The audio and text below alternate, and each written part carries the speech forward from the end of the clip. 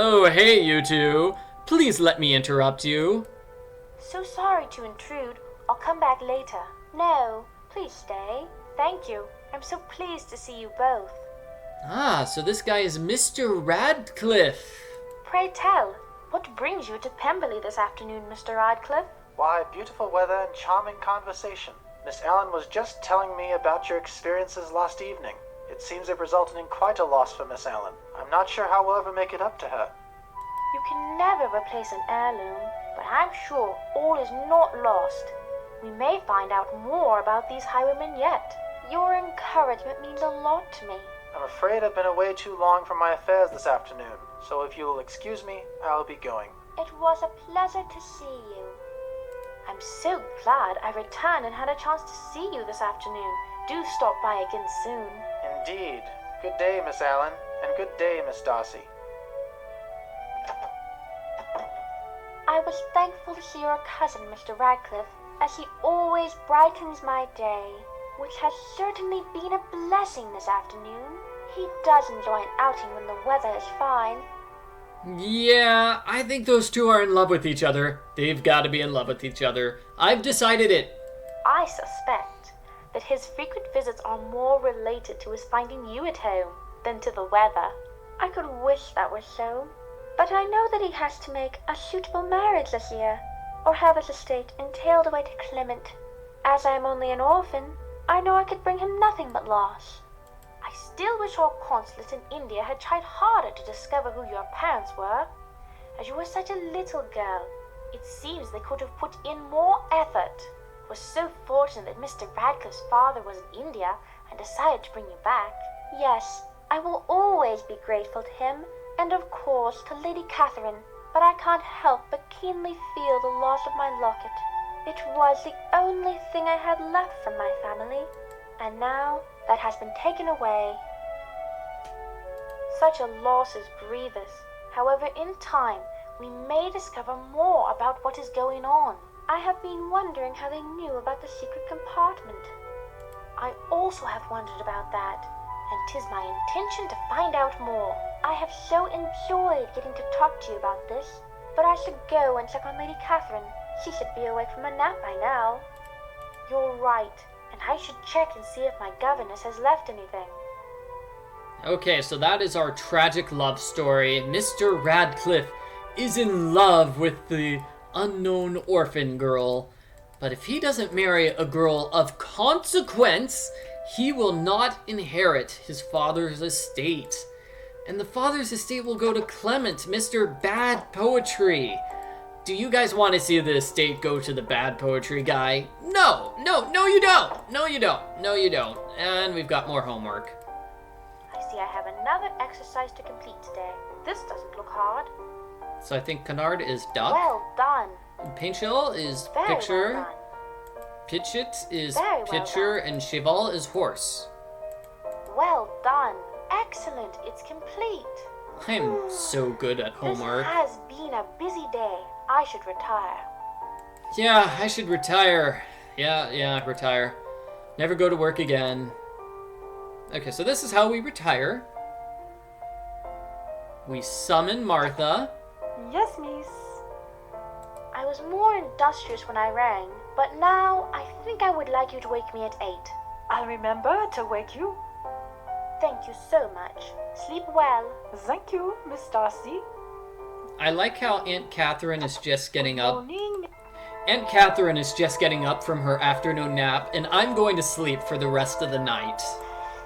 I'm not even going to have dinner. I'm just going to pass out and go to sleep. Miss Darcy, it is the time you requested that I awaken you. Thanks, Martha. Thank you so much, Martha. My pleasure, miss. I see Clement is still spending his days in the library. It is true, though I heard just last evening that he was gone for an entire week while we were away. A week? Indeed. Have you heard the reason? I believe it concerned his health. His health? He is seldom up before noon, because of the fatigue, he says. But there are days when he is up early. There is no knowing what he is about. Yes, well, okay. An apt description of Clement. Your governess asks that I remind you that today is archery practice. I love archery. It is such a nice break from studies indoor, especially when it is as nice outside as it looks today. Yes, it is a beautiful day. I will ring if I need you. Very well, miss. Alrighty, so, Jane, why are you gossiping with the hired help? Come on, Jane, you've got better things to do. Anyway, we need to do archery today, but we were gossiping about Clement, so let's see what Clement's up to. Let's see what old Clems is doing. I bet he's lying around doing nothing, like usual.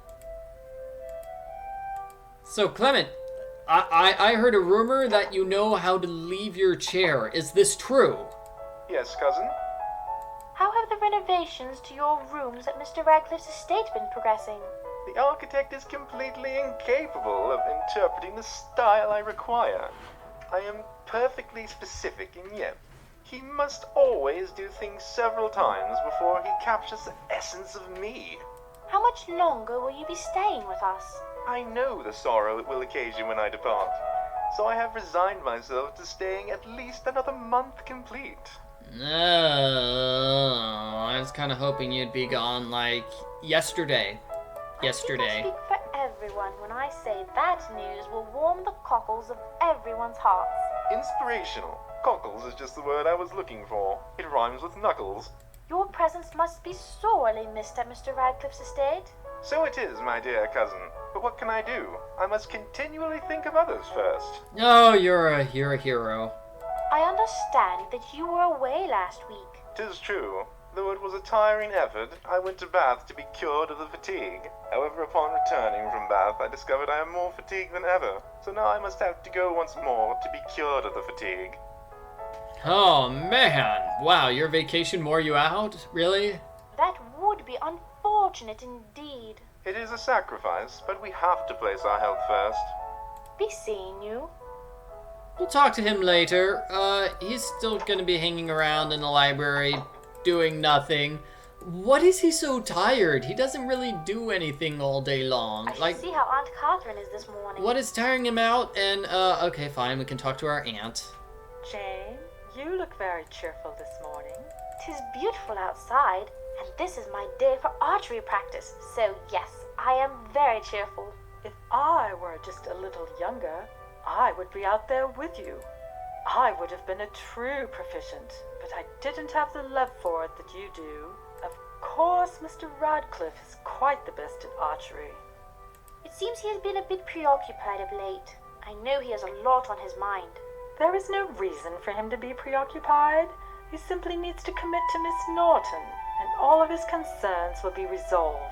I think he's in love with Miss Allen, thank you, Aunt Catherine. He's in love with the other girl. I think his affections may lie elsewhere. Nonsense. He must contract a suitable marriage this year, or have the estate entailed away to Clement. And we all know what that would mean. Yes, that would never do. Miss Norton's family is very supportive of the match, as their fortunes have been reduced after the unfortunate collapse of their shares. Miss Norton's brother is quite concerned about the family's future, and this marriage would benefit everyone. Seems a shame that pragmatism must triumph over affection, but such are the times in which we live. It has always been so. He is a Radcliffe after all. And yet, Mr. Radcliffe pursues his own direction. Yes, that is vexing, but in the end, he will do what he has to do. My archery practice awaits. Have a nice time. Okay, so, we're basically spending this video gossiping about everybody. First we gossip about Clement, then we gossip about Mr. Radcliffe.